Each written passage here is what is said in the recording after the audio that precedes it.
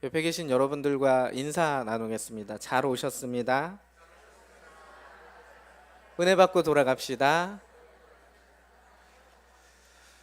MIP 기도회 세미나 시간이었던 것 같아요. 지난주인지 지지난주인지 토요일에 어떤 권사님이 이렇게 상기된 얼굴로 저에게 물으시더라고요. 목사님들은 화를 잘 안 내시는 것 같아요. 그래서 제가 여러분들에게 다시 질문 드려볼게요. 목사라고 화가 안 날 것 같나요?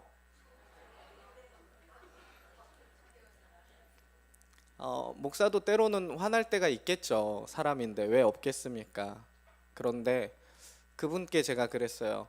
저희도 때로 화가 나기는 하는데 화를 화난다고 그때그때 있는 그대로 표출하면 성도들에게 덕이 되는 것 같지는 않더라고요. 이렇게 얘기했더니 상기된 얼굴이 조금 이렇게 가라앉은 듯한.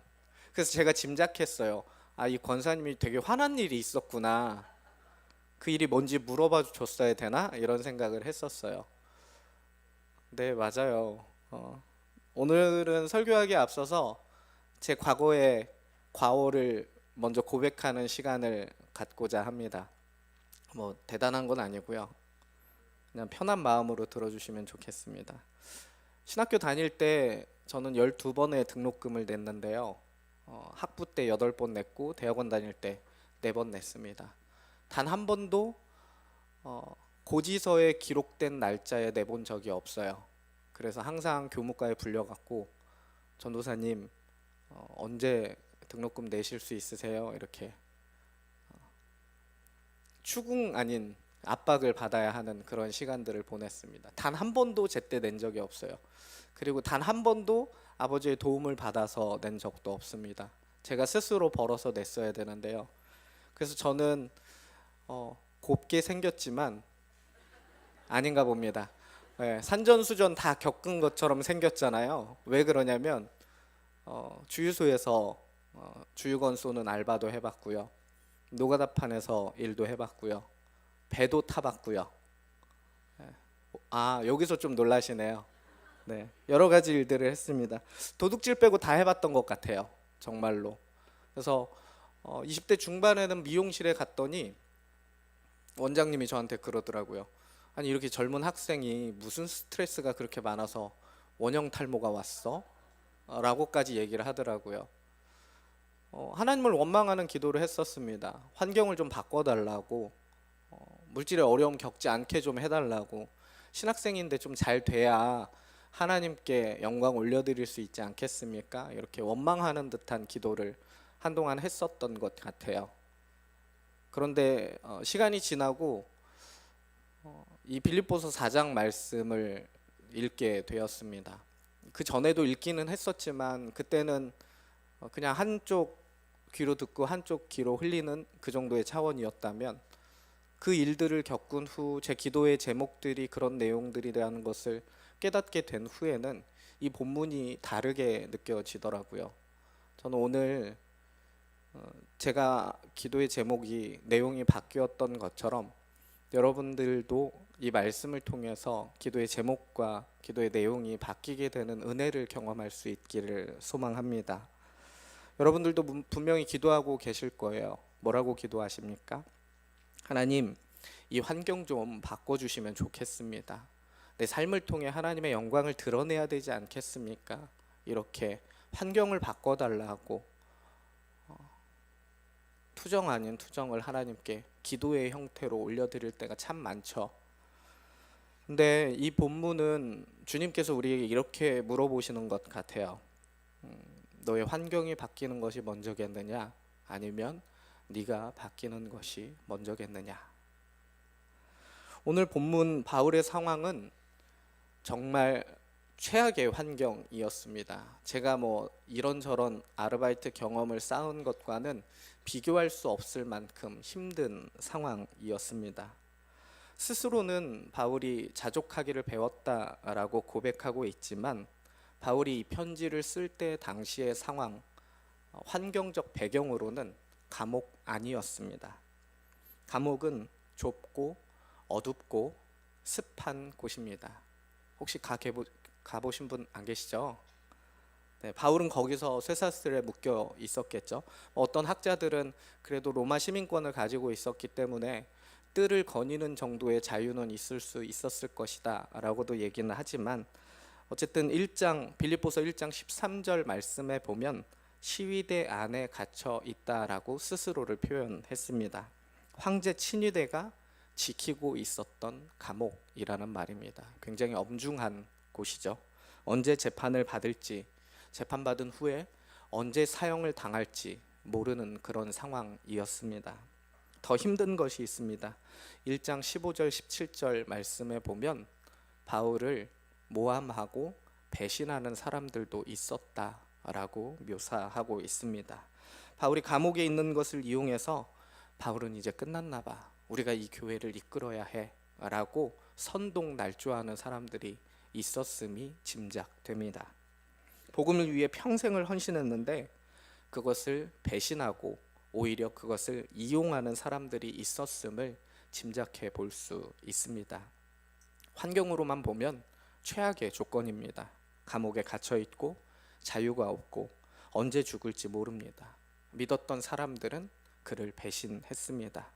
환경이 바뀌기를 기도해야 할 상황이었습니다. 하나님, 이 감옥에서 저 좀 나가게 해주세요.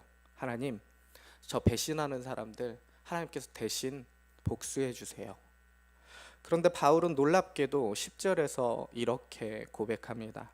내가 주 안에서 크게 기뻐함은 너희가 나를 생각하던 것이 이제 다시 싹이 남이니 너희가 또한 이를 위하여 생각은 하였으나 기회가 없었느니라.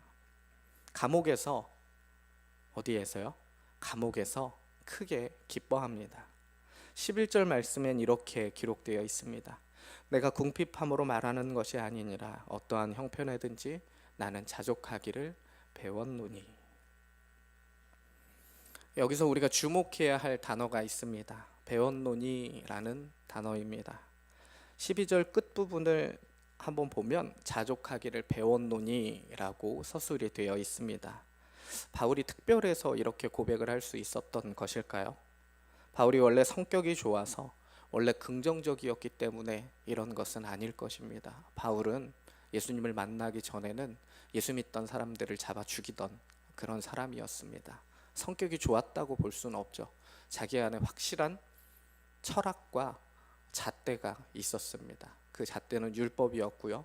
율법을 잘 준수하는 것만이 하나님의 사람으로서의 도리라고 생각했기에 율법에 위배된 행위를 했다고 판단한, 본인 스스로 그렇게 판단한 사람들, 그러니까 예수님 믿는 사람들을 잡아 죽이던 사람이었던 것이었겠죠.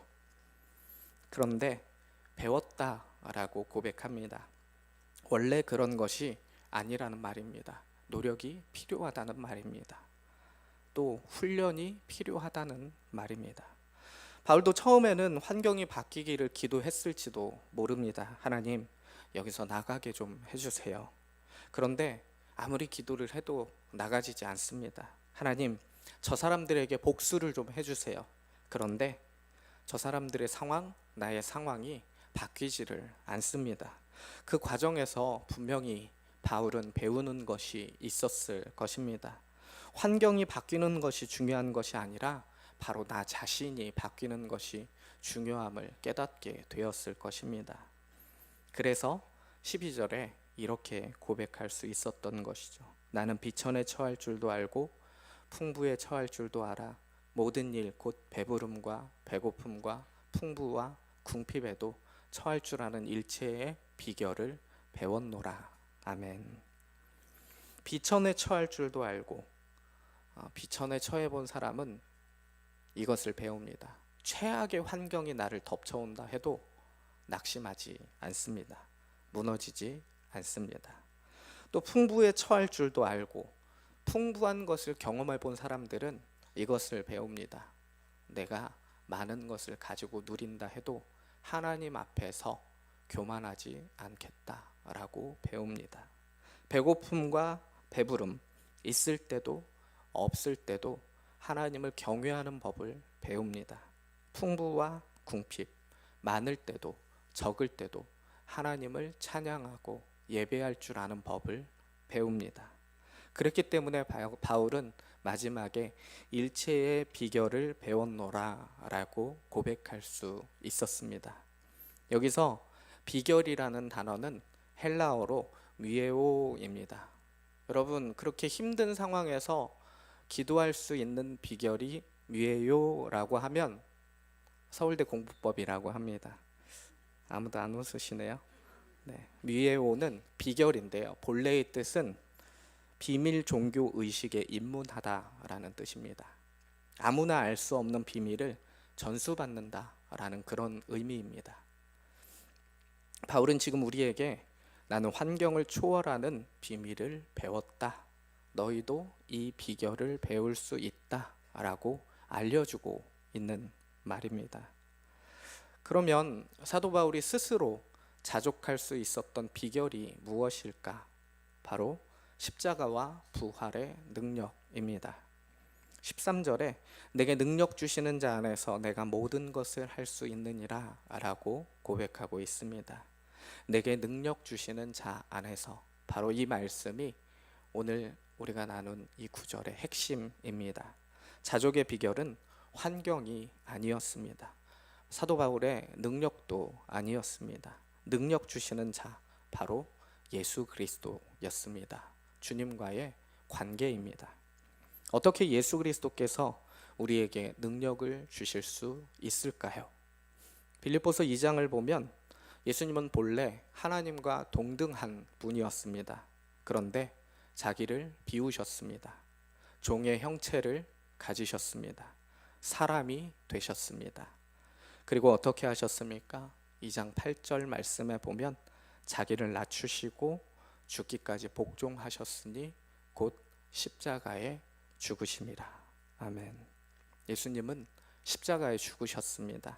우리의 죄 때문에, 우리의 연약함 때문에, 우리가 환경에 지배당하고 우리 감정을 조절하지 못해 스스로 흔들리고 환경의 두려움에 무너지는 그 모든 연약함 때문에 우리 예수님께서 십자가에 달려 죽으셨습니다. 그리고 사흘 만에 부활하셨습니다. 죽음을 이기셨고 모든 권세를, 하늘과 땅을 이기는 권세를 받으셨습니다. 그 부활하신 예수님께서 지금 우리 마음 안에 성령 하나님으로 함께 계시는 줄로 믿습니다. 바울이 감옥에서도 자족할 수 있었던 것은 그가 원래 강해서가 아니었습니다. 그가 긍정적이어서도 아니었습니다. 십자가에서 죽으셨고 3일 만에 부활하신 그 예수님께서 성령님으로 바울 마음 안에 함께 계셨기 때문입니다. 그래서 바울은 빌립보서 3장 10절에 이렇게 고백할 수 있었습니다. 내가 그리스도와 그 부활의 권능과 그 고난에 참여함을 알고자 하여 그의 죽으심을 본받아. 바로 부활의 능력입니다.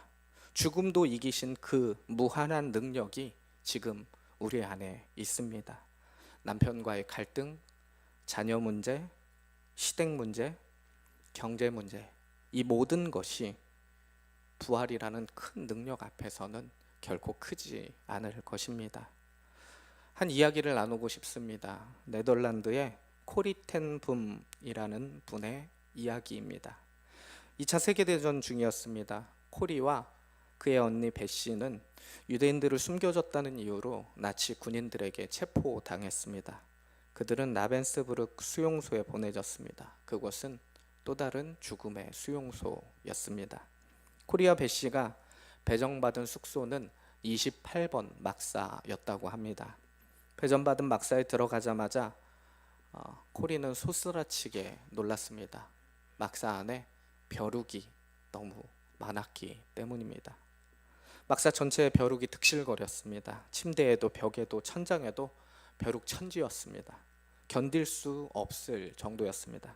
그래서 코리가 언니 베시에게 말했습니다. 언니, 여기 너무 끔찍해. 어떻게 여기서 살지? 그런데 베시가 말했습니다. 코리, 데살로니가전서 5장 18절 말씀 기억하지?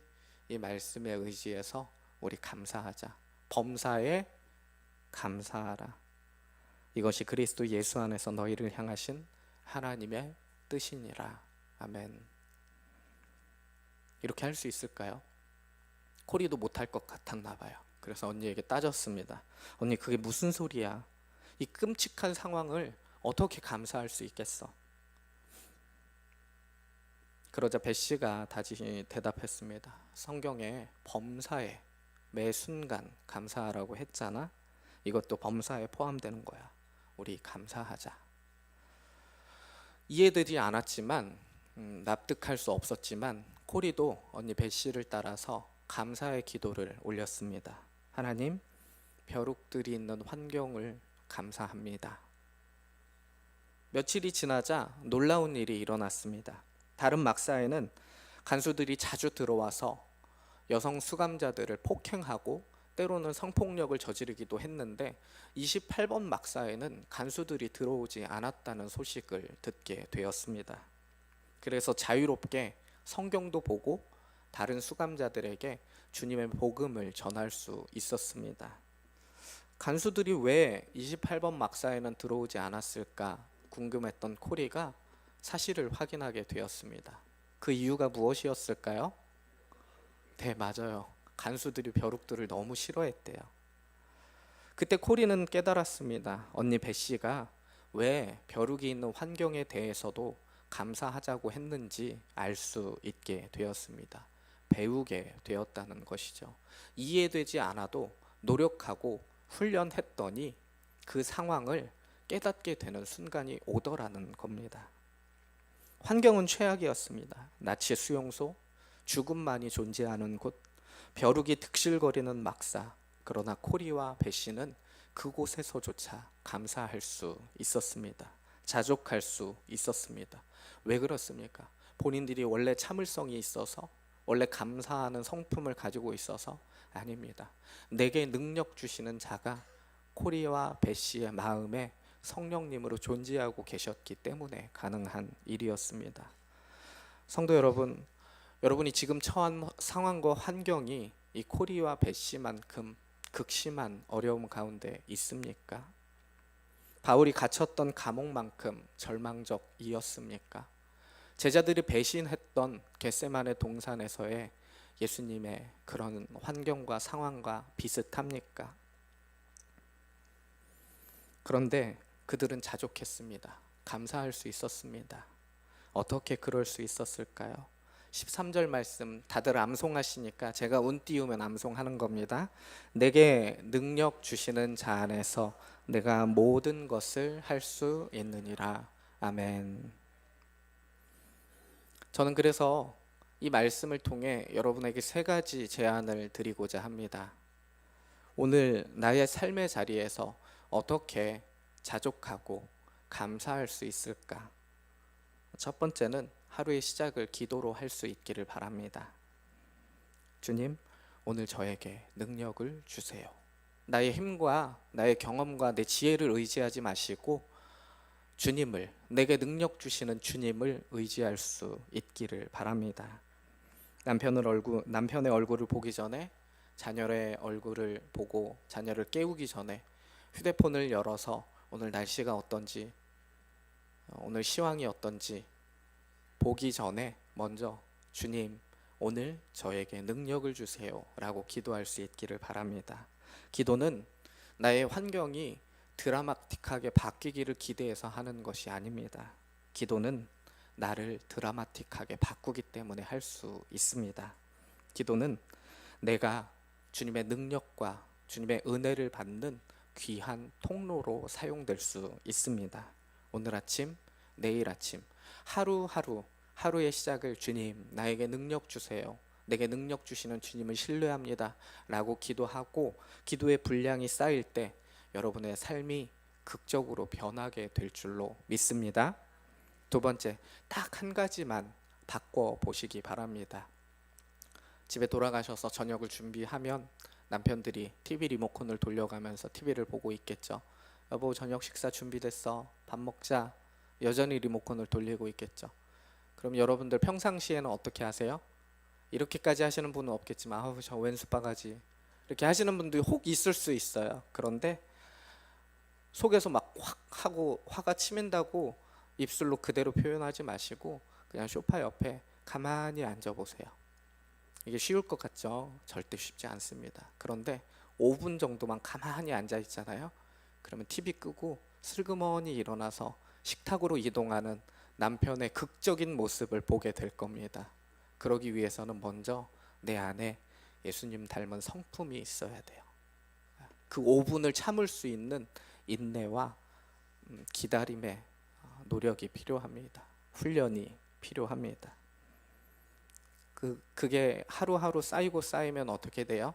남편이 주일마다 골프 치러 갔었는데 어느 날은 나 한번 네가 믿는 예수님 나도 믿어보려고 교회 같이 가보자 하게 되는 극적인 변화를 경험하게 될 것입니다. 세 번째, 감사를 늘 연습하시기 바랍니다. 10절에서 바울은 내가 주 안에서 크게 기뻐함은 너희가 나를 생각하는 마음을 이제 다시 싹이 남이니 라고 고백했습니다. 여러분, 사도 바울이 4장 10절을 기록했을 때에 처했던 환경 아직 기억하고 계시죠? 감옥이었습니다. 그런데 감사했습니다. 빌립보 교회가 헌금을 보냈기는 했지만 바울이 감사했던 것은 헌금 자체가 아니었습니다. 4장 17절에 보면 바울이 이렇게 스스로 고백하거든요. 내가 선물을 구함이 아니요 라고 합니다. 바울이 감사한 것은 빌립보 교회가 자기를 생각하는 마음을 느낄 수 있어서였습니다. 물질이 아니라 마음입니다. 관계입니다.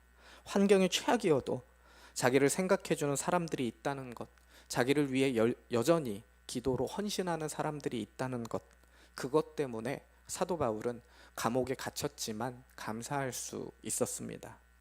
주변에서 무너지는 사람이 있는가 하면 다시 일어서는 사람이 있는 것을 종종 봅니다. 어떤 사람이 무너지는가? 단 한 명도 주변에 자기 사람이 없는 사람은 무너지고 회복하지 못하더라고요. 그런데 다시 일어서는 사람들의 특징을 보면 주변에 그를 끊임없이 지지하고 응원하고 격려하고 그를 위해서 기도해 주는 사람이 있더라고요. 저는 여러분이 감사도 배우기를 원하지만 여러분의 삶을 통해 누군가를 다시 살려내는, 다시 살아나게 하는 그런 역사가 있기를 원합니다. 예수님이 우리를 다시 살려주신 것처럼 여러분들의 삶을 통해, 여러분들의 기도를 통해, 여러분들의 극적인 변화된 삶을 통해 누군가가 다시 살아나는 역사가 한신교회에 자주 많이 일어나게 되기를 예수님의 이름으로 소망합니다. 기도하겠습니다. 사랑의 하나님 아버지, 오늘도 우리에게 말씀을 통해 은혜 주심을 감사드립니다. 우리는 환경이 바뀌기를 기다렸습니다. 저 사람만 바뀌면 좋겠다고 기도했습니다. 그러나 주님께서는 우리를 바꾸기 원하신다는 것을 오늘 말씀을 통해 깨닫습니다. 주님, 우리에게 주님의 능력을 부어주시기를 원합니다. 십자가에서 우리 죄를 담당하시고 부활하신 그리스도의 능력이 우리 안에 성령 하나님의 존재로 있음을 믿습니다. 내일 아침 또 똑같은 하루가 반복되어도 주님 안에서 자족할 수 있는 은혜를 주옵소서.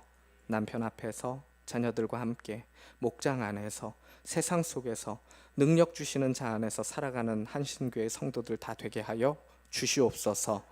예수님의 이름으로 간절히 기도드리옵나이다. 아멘.